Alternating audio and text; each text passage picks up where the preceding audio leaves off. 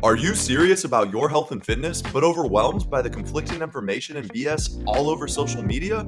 Welcome to Fit Facts. Brought to you by Brandon Pascual and Gabe Erno. With a combined 10 years of training experience, this physical therapist and personal trainer duo bring you the most up-to-date and applicable fitness and lifestyle tips based on the most cutting-edge research, bridged with field experience of what actually works and is sustainable for the long term. Enjoy. Yeah, so I used to be a perfectionist too. Yeah. Yeah. I think all of us were, especially if we're entrepreneurs right now, start a small business. I'm pretty sure we're all trying to be perfect. Totally, you just want everything to look the best. You want everything to be perfect, and that for me was in my fitness journey initially too, where I would be like, oh, I've lifted every single day I said I was going to lift for 3 weeks, and then I'd miss one day and I'd be like, fuck, I failed. Yeah. And then I would just drop off and not lift for another 2 weeks because I feel so bad about it. Yeah. And then I'd restart this cycle. So definitely it helped my fitness journey when I became less of a perfectionist and was like, you know what? I wanted to lift 4 days this week. I said I'd do it on Monday, Tuesday, Thursday, Friday. I did it Monday, Wednesday, Thursday, Saturday. That's fine, right? At least I got it in. Right? Yeah. I'm pretty sure when we were early in our personal training career, when we were training clients, we had that perfectionist mindset for them as well. Yeah. We're you gotta do this, you gotta eat this amount, you have to make sure you're doing this amount of time of cardio. Yeah. And we're pushing it all on them when they're a little more in their mid-30s, and then they're already set in their ways and they haven't looked at a single weight, and they feel overwhelmed. And then I just realized that shit does not work. Yeah. So if that perfectionist mindset doesn't work for your clients, do you really think it's gonna work for you? Yeah, definitely I would project. Okay, if I was them and I was paying a trainer, I would want to do everything perfectly so I could get the best results. But it's at the end of the day, they're 40 years old, has kids. They're going to be happy if they just feel a little more energized and lose a couple pounds. So it's you can enable them, tell them, okay, this is what we would do to get the extreme results. But if at the end of the day they're not willing to do all that and they're happy with just some results, you can't project what you want for them on them. You just have to say, this is what we can do and just guide them to where they want to be. And you guys decide what works for the client also, or what works for us also. Because totally. For me, if I were to say, oh yeah, I need to be in the gym 2 hours per day to get the result I want, I don't think that's sustainable. No, definitely. You have to ask yourself that. Yeah, so definitely busting that perfectionist mindset has been huge. Even with things like this podcast or, even talking to a girl, you see some cute girl you want to pick up. It's if you're overthinking, what am I going to say to her? Oh my God, you're just going to psych yourself up and out and not talk to her. But if you just go, oh, she's cute, and you walk up and you say, hi, my name's Gabe, or hey, I like your hat. Just don't overthink it. Yeah. That's going to be way more successful. Now, I know you wouldn't know that because you're a long-term committed relationship man. Oh, damn. So are you saying you're single right now? Yeah, I'm single. Oh, damn. I'm single, yeah. So for all the Fit Facts audience out there, anyone who's been watching the podcast for a little bit, and they're I want to get to know Gabe on a deeper level, so submit your resume in the comments below. Beyond fitness. But anyway, today we have a great episode. Today, Brandon and I are going to talk a little bit about our whys, why we got into working in the fitness industry, myself as a personal trainer, Brandon as a physical therapist / personal trainer. And also we're going to talk a little bit about the concept of following your passion. A lot of people are very pro, follow your passion, you'll never work a day in your life. But there's also a big crowd of people who say, don't follow your passion, find something and that, is going to be monetarily rewarding. Try to fulfill all those bases, job security, and then you'll actually be happier in the long run. So I have a nuanced viewpoint on that. I know you do as well. Yep. Let's jump into the episode, Brandon. You want to start with me or you on the why we're doing this? All you. All me? You. Okay. Yeah, so for me, I feel I've been involved in the health and fitness space my whole life. My dad owned a health food store growing up, so my family was really into eating certain ways and taking care of our body, and that value was really instilled in us from a young age. Okay. To the point where it was a little extreme at times. I'd be oh, this isn't organic, I'd be kind of obsessive about it. Yeah. But anyway, we had those values instilled in us, and I remember for me my love with fitness and lifting specifically started in 8th grade. I remember just really wanting to gain muscle, and I looked up to the people who were strong and everything. So my mom got me like a free session with this personal trainer. And I remember I was in 8th grade and he took me in and he just like showed me like a bunch of different exercises, like terribly. Like he just was like, this is a Smith machine bench press, do it. Okay, this is the lat pull down machine, do it. This is a bicep curl. So then I remember like talking to my mom and I was like, I want to go to like 5 days a week. She's like, we can go, I'll take you to the gym 2 days a week. So I would go and I would just copy what the trainer showed me. I would do each exercise one time. And I'd go through like 10 exercises and I would do that for like 2 months. And then I remember one time this guy who was like in his 40s, like pretty muscular, he told me, he's like, you know, like what football players and people who are really strong do is they'll actually do each exercise a couple times. That's called sets. I was like, what? Okay. So I started doing that and I gained like a little muscle, but not much happened. But it wasn't until early in high school, I started playing football. I really didn't like football, but I liked the lifting weights part. Me too. I stuck with that even after quitting football, built like a gym in my garage with my stepdad, and just got really into lifting. And like along the way, you know, I had some injuries. I talked in a previous podcast episode about like my back injury that was really bad. So all of that just kind of combined to me wanting to know more about like my body and to be able to help other people with their bodies too. And I remember actually in high school, I wrote like, I will create a business, or I don't know exactly how it was, but like, I want to empower others to live happier and healthier lives through fitness. I wrote that out like sophomore year of high school. So this was a clear vision for me for a long time, and I didn't know like how it would take place. So obviously I went into college thinking I'll do physical therapy. Because that, you know, is something profound. I was considering chiropractic too, but like, it's really expensive to go to chiropractic school. And I'm a little iffy on the merits of chiropractic, honestly, compared to physical therapy. I feel like physical therapy is a better modality. I would say it's more comprehensive. So I was like, okay, I'm going to go study for physical therapy school and everything. And that was the goal. That was the goal for like 4 years. Went to college for it, came out, and pretty much was good. Had a couple C's in some classes. So I was like, all right, I'm going to rehab those. I'm going to get my volunteer hours. And while I was doing that, I decided to work part-time as a personal trainer. And I'd, you know, been training my friends for years and everything. So along the way, I started realizing like, okay, I really enjoy this. Like, this is so much fun. I like the freedom of just kind of being in a gym more so than being in like a stuffy physical therapy clinic. Which obviously you don't like that either. And that's why you're self-employed. You get that freedom to operate. But I just remember thinking like, you know, I really like this, but there's no money in it. Like, you know, I'm not able to get the amount of clients I want. And that's ultimately when I realized, okay, I guess the only way to actually make a decent living, where not only can I serve my clients and really change their lives, but also live a decent lifestyle myself, is to be self-employed. So that's when I took the jump. And now, I've been doing self-employed training for about 2.5 years. And it's like literally the most rewarding thing I've ever done because, you know, you're working with these clients and like seeing firsthand, like, first of all, I don't know if you relate to this, I'm sure you do, but like, you're developing actual relationships with your clients where like, now I have people I've trained 2.5, 3 years at this point who are genuinely my friends, and I see them 2 to 3 times a week. And we talk about each other's lives, we check in on each other, and at the same time, I'm able to like support them as they improve themselves. So I'm really seeing people in these like vulnerable moments where they're coming in and like you can tell they really don't want to be there, they don't want to work out, but they push on through anyway. And at the end, you see that pride they have in themselves, and you see the progress that happens over the months, the years, and like the confidence that builds in them. So that's kind of where I'm at right now. And, you know, fitness is a huge passion of mine.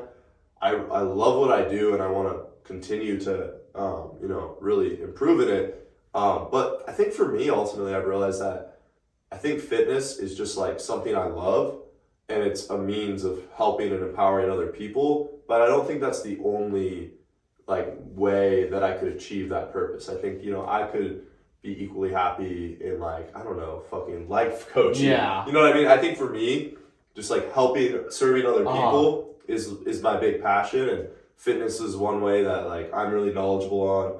So that's what I kind of fell into, and it's been really rewarding, and I want to just continue to learn more and become better at it. How many months were you in like it was a commercial gym you were working at, right? How many months were you working as a personal trainer there before you decided to take the leap into becoming like self-employed? It was about 7 or 8 months. Okay. And I just remember I was doing everything I could to get more clients. I was like building flyers and putting the flyers out, and then corporate management came and they like took the flyers down because they said they weren't branded with the logo. Oh, wow. With the Crunch logo. And then I said, oh, okay, I would love to put some Crunch logos on it. And then they just ignored me, and like I just didn't feel the support, and I was hustling so hard, and I could never get over 20 session hours a week no matter how hard I tried. Oh, wow. And I remember thinking, it's the gym, it's not me, it's the gym. And like a little unsure, but like pretty confident on that. Yeah. So yeah, I'm glad I took the leap because it's worth it. And you could also like kind of like choose your clientele and who you want to work for, because I'm pretty sure like at your promotional gym, they had a sales team that would kind of just like force someone to just go, hey, buy this package with the trainer. No, they didn't have a sales team. No, it was terrible. Oh, okay. They had the fitness manager who he didn't really do anything. Yeah. So yeah, it was kind of up to me. Oh, okay. Yeah. Because we'll get to my line in a bit. Because I know like the commercial gym I was at, they had a sales team also. Yeah. And every new member at that gym, they're kind of like, they really push them hard. Yeah. To sell them like some kind of beginner's package. And a lot of them don't even want it. But that beginner's package was so affordable compared to their other packages that they just said, yeah, why not? And then you can tell if they were sold hard on it and they didn't want personal training, like in their first session with the trainer. Like every time sales team would give me someone, I'm like, okay, I could for sure tell like the sales team just like got you. Yeah. Like, you don't want to be here. Oh man, that's the worst. Yeah, I remember having like my big issue is I couldn't get a lot of consults. Like I would try and like not a lot of people were that interested in their like free kickoff.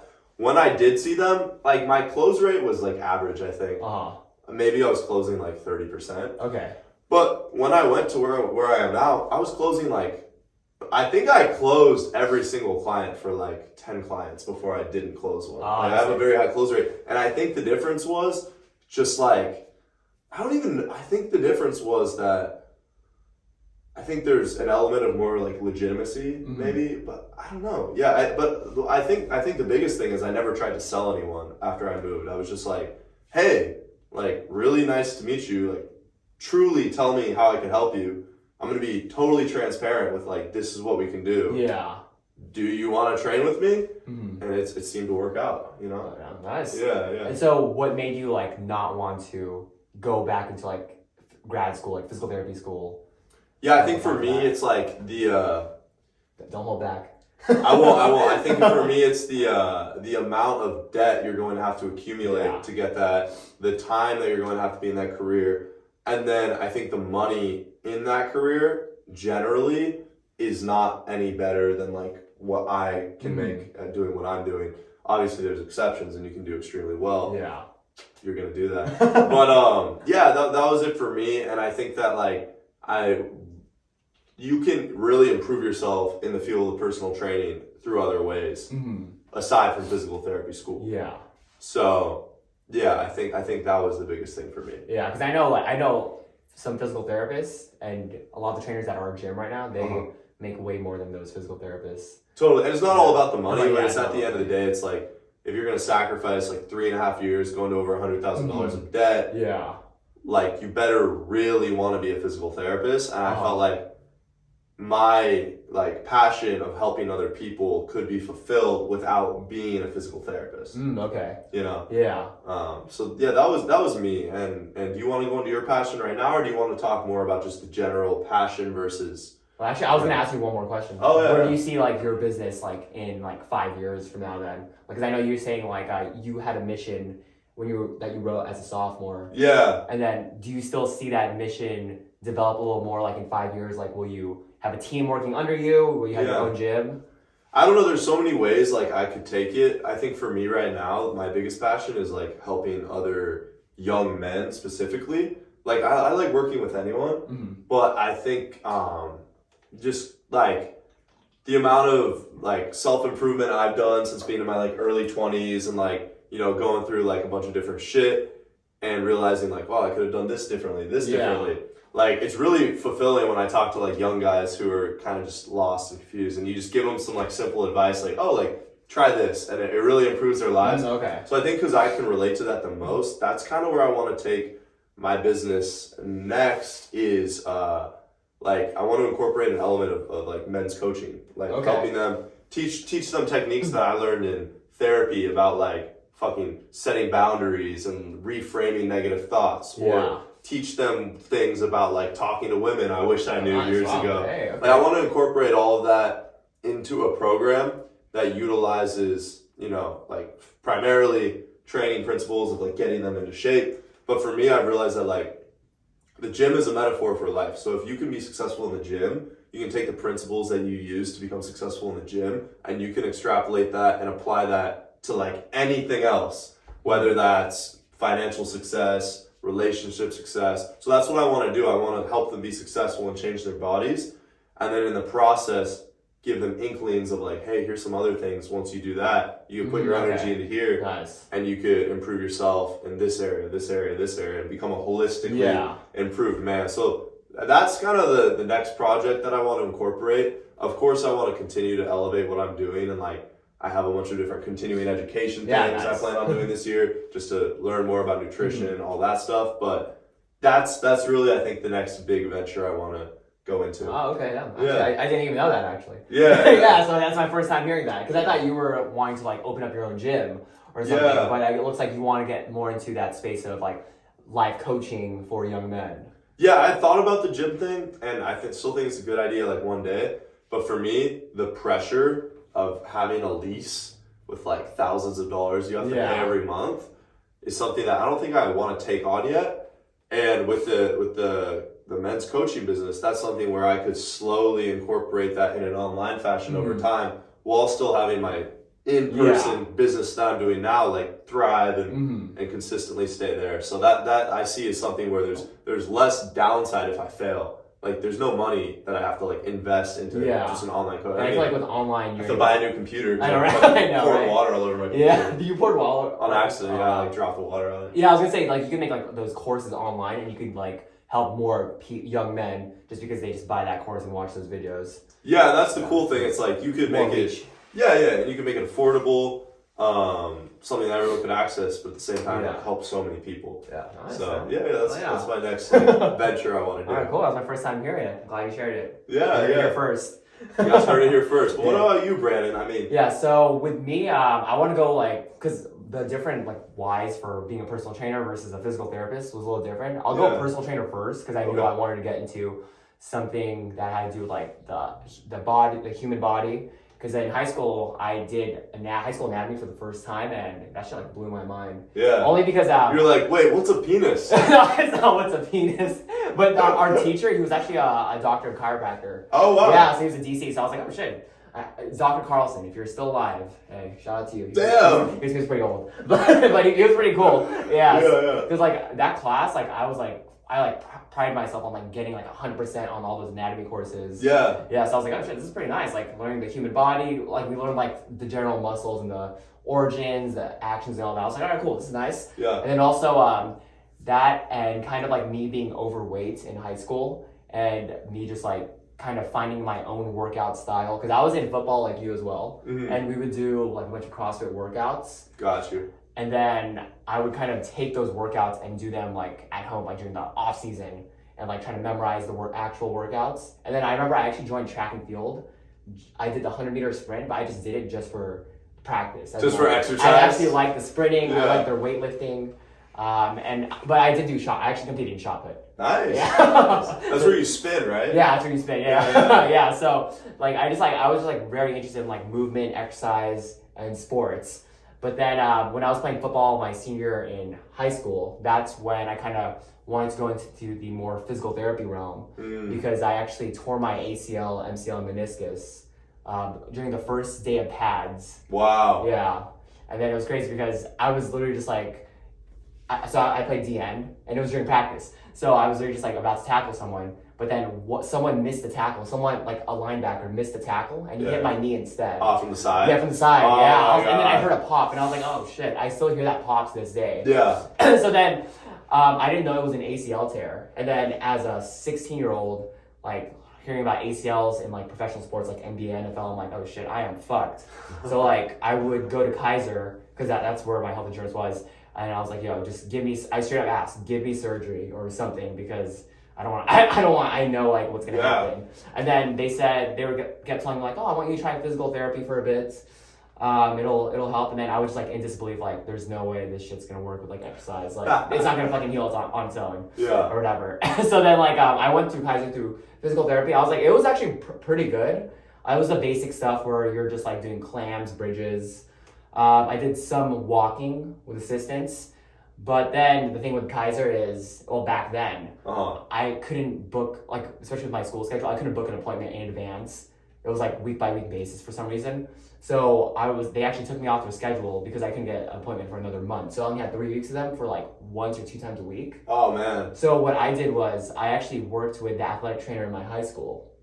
And then with the athletic trainer in my high school, he got me to jogging after like 3 weeks working with him. Wow. Because he had a lot of experience working with like sports performance coaches, some of the college football teams in LA. And then I was like, oh shit, I'm out here jogging right now. I can't believe this is like possible. And he just gave me like the most like simple exercise, which was like lunges, squats. Yeah. He made me go on the treadmill in the football weight room. And I was like, wait, how is this like, this is like way different than the physical therapy we were doing in Kaiser. Because I was just doing like bridges, clams. I was just like doing like walking over hurdles, just like regular walking. And then I was able to jog with the athletic trainer. And I was like, yeah, hold on, this feels like physical therapy. And then he told me, it didn't click with me at first. He told me like, oh yeah, this is what physical therapy should be. Wow. And then I was like, oh shit, okay. And then whatever. So I went to San Diego State, got my pre-physical therapy bachelor degree. You know, the same thing. You got the same thing, right? Totally. Yeah. So then I did that, and then I started chatting more physical therapists. And then I was like, oh, okay, so this is physical therapy where you kind of help someone get over an injury and all that stuff. I was like, all right, this is pretty cool. You know, all these people are injured. All right. So after I got that experience, I was actually a physical therapy aide when I graduated San Diego State. And I was like, oh shit, this is actually some high volume stuff. I was in a place where I had to see 24 patients as an aide, because I was the only aide in that clinic. Yeah. So there was one physical therapist. So so the patient would hang out with the PT would hang out with the patient for like 10 minutes. Then I would go in and start multitasking, putting them on ice, giving them exercises, basic ass exercises. And I was like, oh shit, this is pretty fucking strenuous. Yeah. Like I was like, oh shit. So then I looked back to like my old like Kaiser physical therapy experience as a patient, and I was like, this is not how like I wanted to be, like, you know what I mean? So I kind of went to PT school the following year after an aide, knowing that, okay, I'm gonna start a fucking cash-based practice, like, or something one-on-one, because I knew like if I were to get into insurance, like people would be getting the right quality of care. You know what I mean? Like, even though like people say,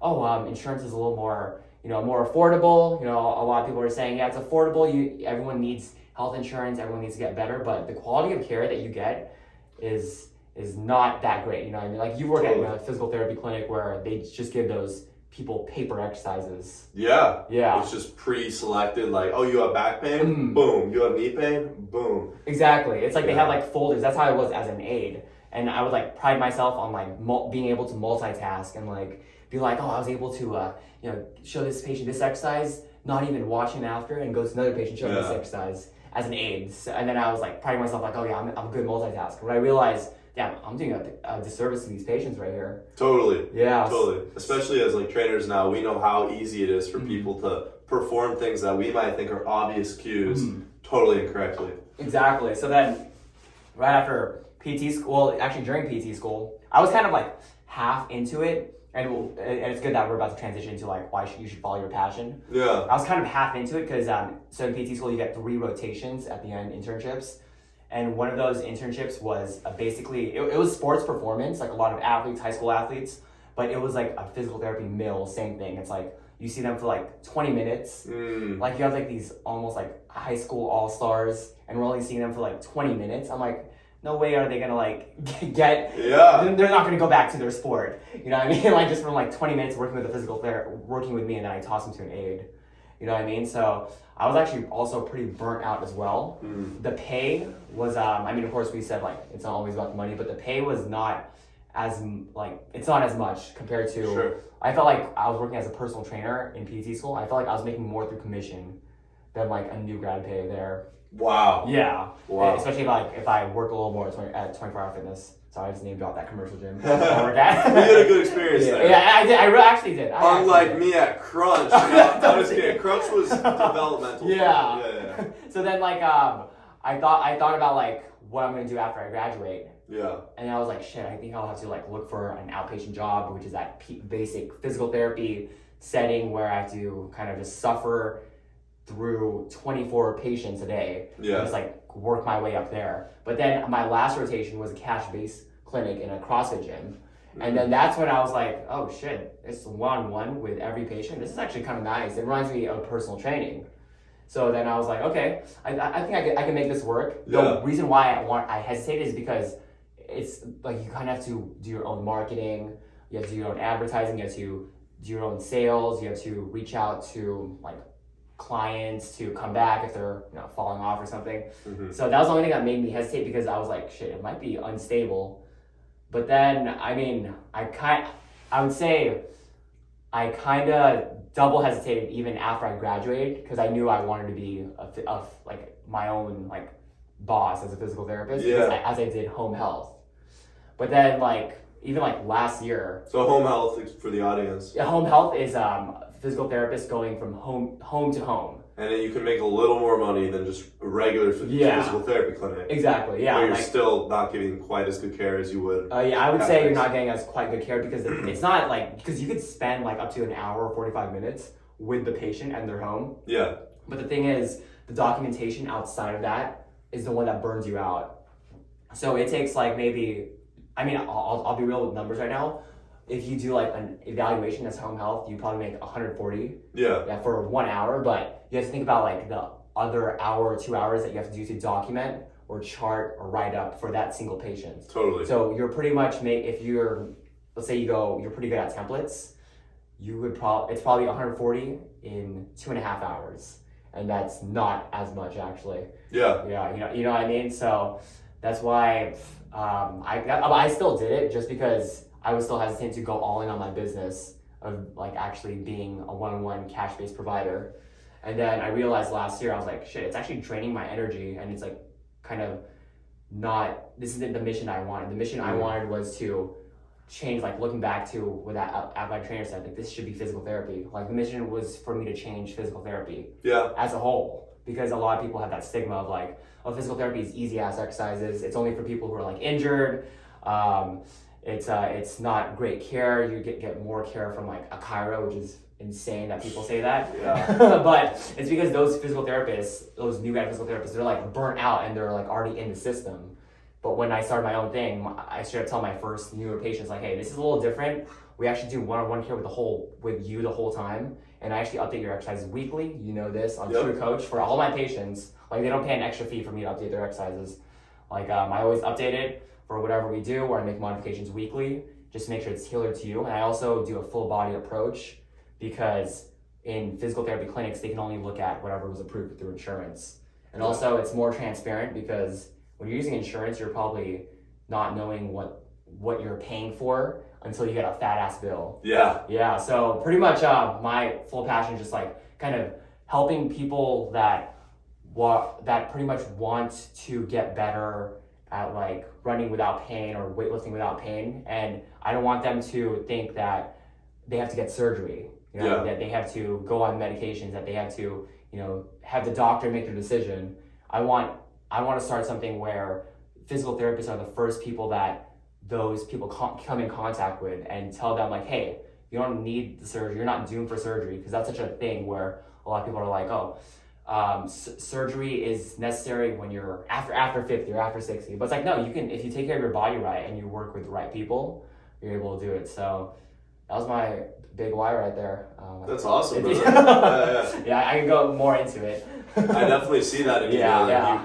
On your website, doesn't it say the new school of physical therapy? Yeah, the new era of physical therapy. You want to change the paradigm of how physical therapy is perceived, and hopefully that could influence a lot of different clinics. Exactly, because like right now, even like with my parents, they ask me like, they always like try to drop in like what I actually do, because they still think I'm just like like giving people massages or something. Oh, You know yeah. what I mean? I'm like, because like when they visited 2 weeks ago, they checked out my office and they're like, oh, is where you give people massages? And I'm like, oh, okay. Like, that's great, but I do more than that. Yeah, exactly. But a good thing is my aunt follows me on Instagram and will share the videos to my mom. There we So, go. yeah, I'm like, there alright, we go. cool. That's super So they're slowly trying to see like what I actually do. Yeah. But it's tough trying to defeat that stigma because even like healthcare stigma of just like being in a doctor's office where they just see you for like 5 minutes, they don't even like want to like know your name, or they don't know your name, but they want to know like what you want to get back into, what your goals are. Totally. So like all my newer patients, the number one question I ask them is like, what are your goals? Because it's like any physical therapist can ask, okay, where's your pain going to? Blah blah. All those they're trained for that, but I want to like really start that mission where I don't get to know the diagnosis or impairment. I get to know the actual patient themselves. Yeah, and like, what's the why behind their goals? Exactly. Like, why do they want to accomplish all this? Yeah. What's driving them to achieve that? Yeah. You know, what are the limitations going to be because of that? Yeah, I ask them like what the biggest barrier is, and then that's when they're like, "Oh shit, actually," and then that's where like that's where like their emotions actually come in during my interview because they're like, "I've been dealing with it for several years. I can't hang out with my kids. I can't walk my dog." So I'm like, "Oh shit, this is actually you have to ask those questions." So that's the new era of physical therapy right there that I'm trying to get the world to know. It's amazing, brother. I love it.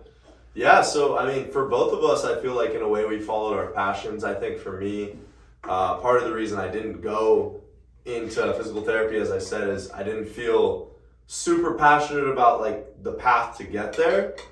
And then for you, it sounds like you really did, you know, think like, okay, I do see the value and I am passionate about this. But we both kind of had the same ultimate goal of helping and empowering others. And I know there's a lot of people disagree on should you follow your passion or should you not. And I've heard really good arguments for both on like TED Talks and things like that, where some people are anti-following the passion. The best thing that I've heard for anti-following the passion is they'll say the biggest thing that is going to give you fulfillment is becoming really competent at something. Mm-hmm. So like you could go create a business where you sell arugula to people.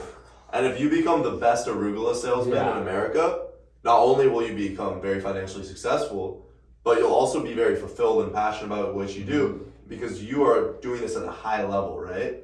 And I agree with that. I think there's a lot of validity to that about like whatever you do, if you really put your all into it, you're going to be able to achieve financial success. You're going to be able to be fulfilled. However, if you have a passion that you think like you can achieve something out of, I think you should follow that personally. I think the exceptions are like, are you really passionate about like, I don't know, let's say you're passionate about smoking weed, right?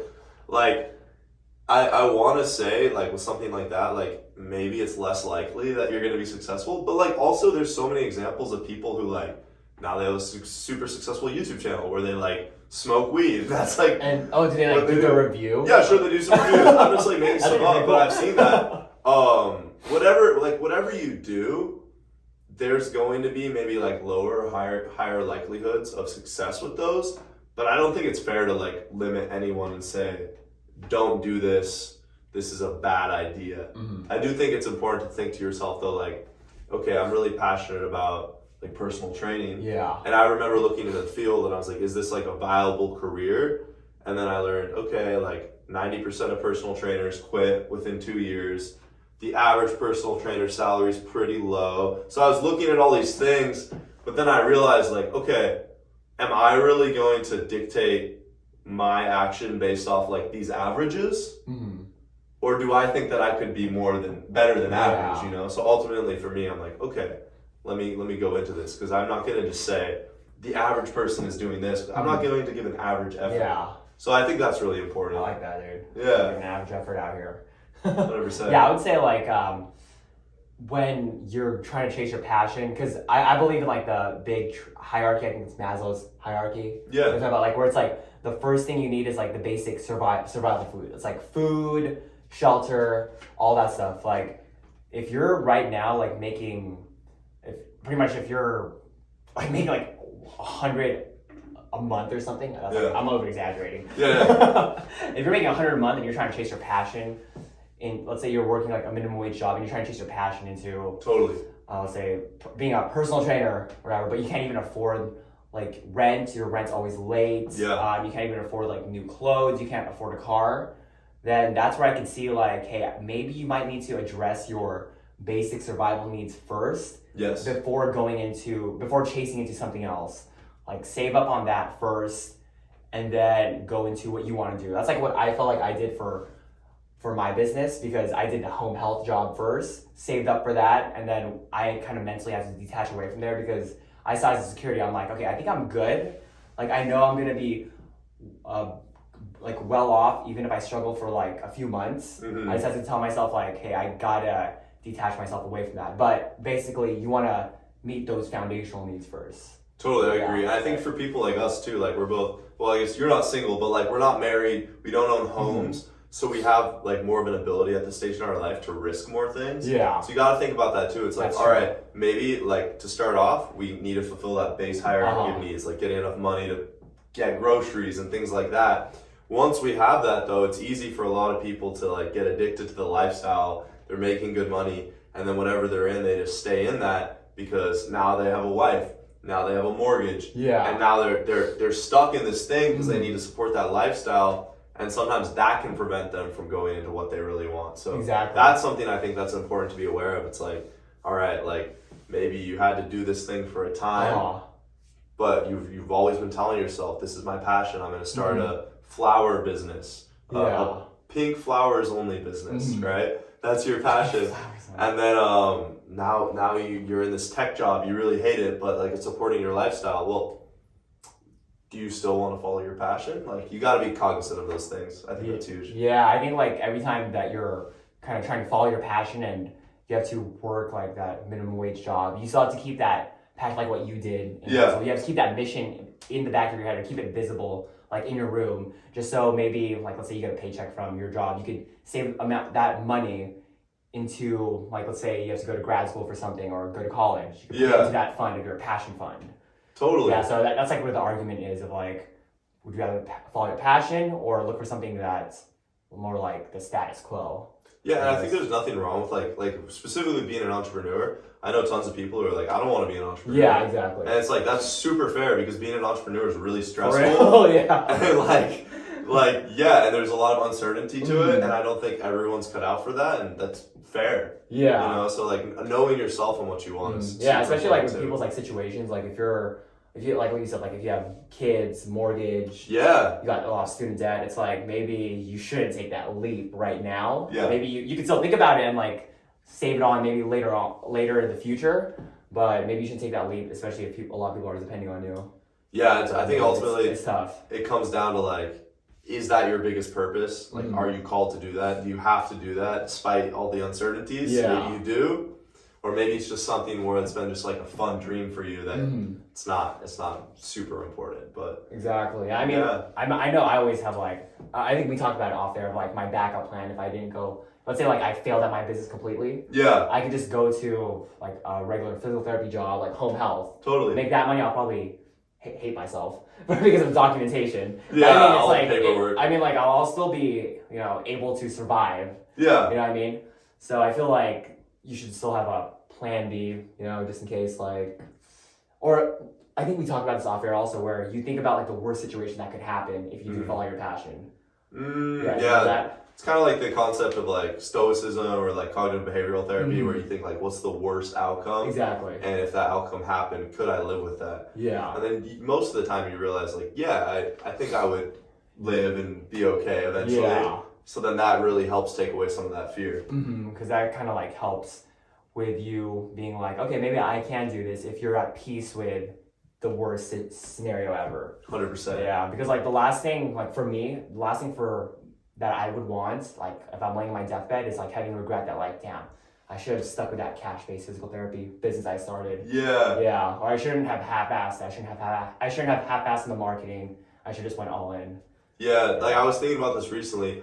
I have regrets in life, but all the regrets I have in life are things like where I didn't take action or I didn't try an experience. I don't have any regrets from things where I like failed or made a mistake. Yeah, because it's a learning experience. It's a learning experience. Yeah. So like ultimately it's like, the greatest regret I would have is if I didn't try something and I wondered for my whole life, like what would that have been like, And yeah, the sooner you just get used to like trying things and putting yourself out there and failing, the easier it is to do it more and more, and it kind of becomes a lifestyle. Yeah, and if we want to relate this back to our audience, if you're not even thinking about starting a business, let's say you're thinking about getting in shape and you want to like get that dream body, you want to bring your cholesterol down, blood pressure down, get off those meds or whatever, and you're like, I'm gonna slowly creep into it. I mean, honestly, go all in. Yeah, go all in, commit. Yeah. I think the most successful people have failed the most too. You know? Exactly. So be willing to fail and understand that that's a learning opportunity. And I'm partly talking to myself right now because it's a constant reminder you need to. Same. I'm listening to him. I'm the audience. You guys. That was a very deep episode. Yeah, that was a good episode. Thank you so much for listening, everyone. I hope you enjoyed understanding a little bit more about my passion for what I do, Brandon's passion for what he does. Obviously, if you have any questions for us, if you want to use our services, hit us up on our Instagram, our website, in the comments below. If you're listening on Spotify or Apple Podcasts, rate us 5 stars. Guys, we love you so much. Thank you so much for listening. You make our job awesome. Mwah. No sound effects there. Later.